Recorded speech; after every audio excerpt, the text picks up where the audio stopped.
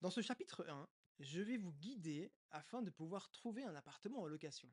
C'est pas une chose facile, mais c'est faisable.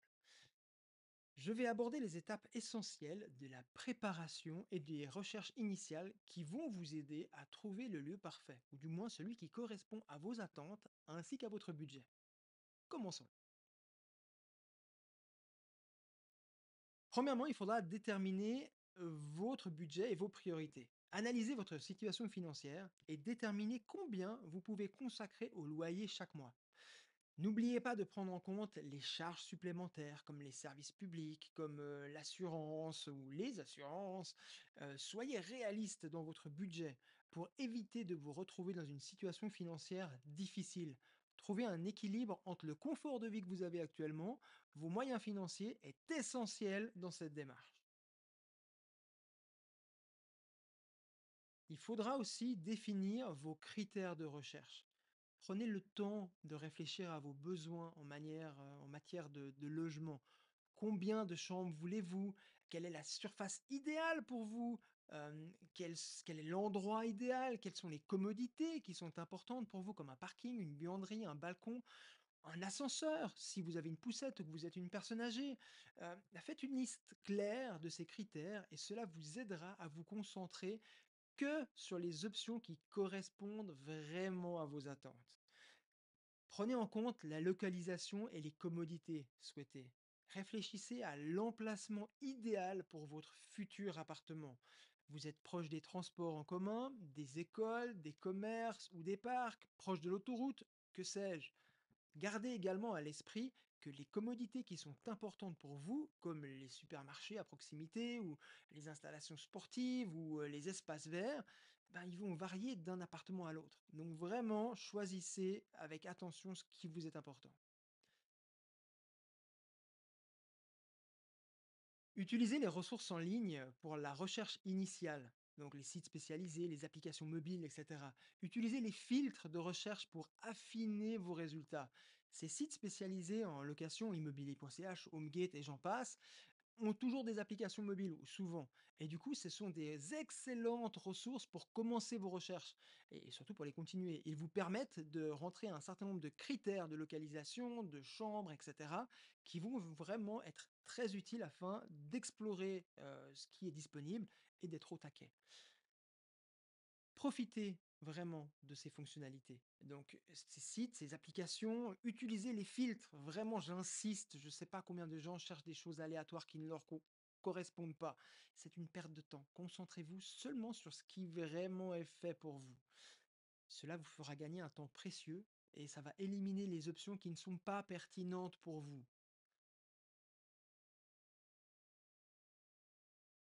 Avant même de faire votre demande de location, il y a un point primordial que je vous recommande de suivre attentivement. C'est la règle des 33%. Pour être clair, il faut que le loyer que vous allez devoir payer ne dépasse pas 33% de vos revenus. Et c'est une règle qui est primordiale. Aucune régie ou agence immobilière en Suisse ne déroge à cette règle pour des petits appartements. Je m'explique. Une personne qui a de très très gros revenus et qui veut louer une très très grosse maison, il y aura des exceptions, il y aura plein de choses. Mais pour la majorité des gens, comme vous et moi, si vous ne gagnez pas 3 fois plus que le loyer que vous allez devoir payer, vous oubliez, la location sera juste impossible. Par contre, ce qu'il faut prendre en compte, et ça, s'il vous plaît, ne l'oubliez pas, c'est mon petit point bonus que je vous donne, si vous êtes un ménage, par exemple, oubliez pas de donner vos fiches de salaire ainsi que les fiches de salaire de votre conjoint. C'est quelque chose de bateau, oui, je sais, mais beaucoup de personnes ne le savent pas. C'est vos 2 salaires cumulés qui vont vous permettre certainement d'avoir des appartements plus gros que ce que vous auriez pu avoir. Si vous êtes un étudiant, un étranger qui arrive en Suisse, une personne, voilà, qui n'a pas encore de travail, si vous êtes au social, à l'AI, c'est des choses qui arrivent. Comme on dit: «Shit happens». Là, il y a une autre solution miracle. Ça s'appelle le garant. Un garant, c'est quoi? Un garant, j'en ai eu un quand j'étais étudiant en fait, quand, j'ai commencé mes études à l'université de Lausanne. J'avais un petit salaire parce que j'avais un job d'étudiant, mais j'avais pas suffisamment pour avoir ces 33. Du coup, ma maman était mise aussi sur le bail. C'est-à-dire que, le revenu de ma maman ainsi que le mien cumulé nous permettait de pouvoir ou me permettait de pouvoir avoir accès au premier appartement que j'ai eu ici à Lausanne. Donc, si vous avez des parents qui sont dans la région, c'est top. Si vous avez des amis, des collègues qui sont dans la région, j'ai aussi eu le cas justement où j'ai eu des chercheurs à l'EPFL qui venaient de débarquer en Suisse et puis c'était un des collègues qui s'était mis garant. Du coup, c'est faisable et c'est possible. Mais attention, j'insiste aussi sur un point, il faut faire très attention avec qui on est garant, enfin de qui nous sommes garants. Parce que, en fait, lorsque vous faites le contrat de location ou la régie va faire le contrat de location, vous, en tant que garant, si vous êtes garant pour un ami par exemple, vous allez être mis sur le bail avec la personne qui profitera de l'appartement. Donc pour ceux qui ont un appartement comme moi lorsque j'étais étudiant et puis que ma maman était sur le bail, hein, c'est bon, c'est la fête. On sait qu'on contrôle la personne. Je payais mon loyer, j'ai pu changer d'emploi, avoir des augmentations et puis après c'était bon. Mais par contre, si la personne que vous êtes garant, ben, elle ne paye pas le loyer, ben, ça là, ça peut être très compliqué. Bref, parenthèse faite, avoir un garant pendant 6 mois, une année, ça permet juste, ben voilà, d'avoir cette bouée de secours qui vous fait sortir la tête de l'eau et qui vous donne accès à un appartement. Et ça peut être un parent, ça peut être un collègue, comme je l'ai dit avant, ça peut être une personne lambda qui a suffisamment confiance en vous et justement qui vous, entre guillemets, qui vous prend sous son épaule ou sous son aile pour vous dire, voilà, je te permets de pouvoir avoir cet appartement. Après, il faudra aussi, lors de la demande de location, que cette personne, elle donne ses 3 dernières fiches de salaire, et qu'elle donne aussi son attestation de poursuite, ainsi que tous les autres documents que les gérances vont demander. Mais bref, tout ça pour dire que ça peut rendre service d'avoir un garant. Qu'on soit étudiant, qu'on soit au chômage, à l'AI ou je ne sais quoi, le garant, c'est le mot magique que vous devez retenir de cette mini-formation. Au niveau des autres astuces pour les personnes qui sont en recherche d'un appartement, il faut savoir que certaines villes comme Genève, Fribourg, Lausanne, Neuchâtel, je crois aussi, il y a des appartements subventionnés. Ces appartements subventionnés, vous trouvez en règle générale soit les listes des appartements ou des partenaires qui ont des appartements subventionnés. Et ce qu'il vous faut faire pour pouvoir accéder à ces appartements, donc les appartements subventionnés, c'est des appartements moins chers. C'est-à-dire c'est des promoteurs, par exemple, qui peuvent construire un certain nombre d'appartements sur des terrains que la commune leur donne, mais il y a une proportion de ces appartements qui doivent être abordables. Et ça permet à, bah, voilà, à monsieur et madame tout le monde qui n'a peut-être pas des revenus lui permettant d'accéder à des gros appartements, de pouvoir accéder au moins au logement. Et ça, dans les différentes villes, je sais que Genève, c'est le cas, Lausanne aussi, les autres villes que j'ai citées, pareil.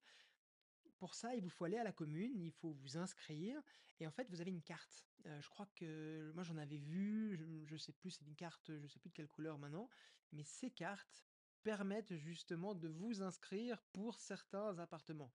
Seul gros problème, c'est que là, c'est un peu le ticket de la loterie, c'est-à-dire que les visites que vous allez faire, il y aura entre 30, 40, 50 personnes. C'est même pire que les visites de Genève ou sur Zurich, où il y a énormément de gens. Et du coup, c'est vraiment au petit bonheur la chance, mais ça vaut la peine d'essayer. Donc ça, c'est pour que vous soyez étudiant ou étranger ou que sais-je, voilà, c'est une astuce de pouvoir aller à la commune afin de demander justement ces cartes. Renseignez-vous sur le site de la ville où vous êtes, genève.ch ou bien lausanne.ch. Voilà, il y a pas mal d'informations qui sont disponibles en ligne. La dernière parenthèse que je souhaite faire, c'est pour les personnes qui sont au social ou à l'AI. Alors, il faut savoir que pour les personnes qui ont eu un couac dans la vie, simplement, Et il y a la possibilité, le «social» entre guillemets vous transfère à une société. Il y a différentes sociétés qui accompagnent les gens au social et en fait, vous êtes accompagné par différentes personnes, dans plusieurs activités, que vous faites dans la vie et puis ça vous permet, bah, voilà, d'avoir un subside pour l'assurance maladie, peut-être pour le loyer et cetera. Bref, je ne vais pas m'étaler sur les choses autres que immobilières, mais justement pour vous, si vous êtes au social ou à l'AI, sachez que la personne qui s'occupe de vous peut vous donner un sacré coup de pouce pour trouver un appartement. Moi, il y a plusieurs appartements que je louais justement ou à la ville de Lausanne ou à certains organismes qui travaillent avec le social et qui accompagnent des gens. Et du coup, la garantie pour nous, régie, ou bien pour nous, propriétaires, c'est qu'en fait, le bail, il est fait au nom soit du social, soit de la société qui vous accompagne. Et c'est un bail en règle générale de 1 année, 2 ans, 3 ans, que sais-je. Mais ça donne la sécurité au fait aux bailleurs, aux propriétaires de se dire: «Voilà, mon appartement est loué à la société XY ou, au social. Du coup, si vous êtes dans une situation comme ça, je ne saurais que vous encourager à d'une part, regarder avec la personne qui vous accompagne pour avoir une belle lettre de motivation, quelque chose de carré, quelque chose de bien. Sortez-vous les pouces du cul pour essayer d'améliorer du mieux que vous pouvez la situation dans laquelle vous êtes. C'est pas facile, je sais, j'ai vu des situations vraiment horribles, par un malheur de la vie, perdaient leur emploi, perdaient leur conjoint et cetera et se retrouvaient dans des situations vraiment compliquées, donc ça arrive à tout le monde. Mais c'est important de savoir que qu'il y a des solutions pour aider, justement, des solutions qui sont là pour vous donner un coup de main.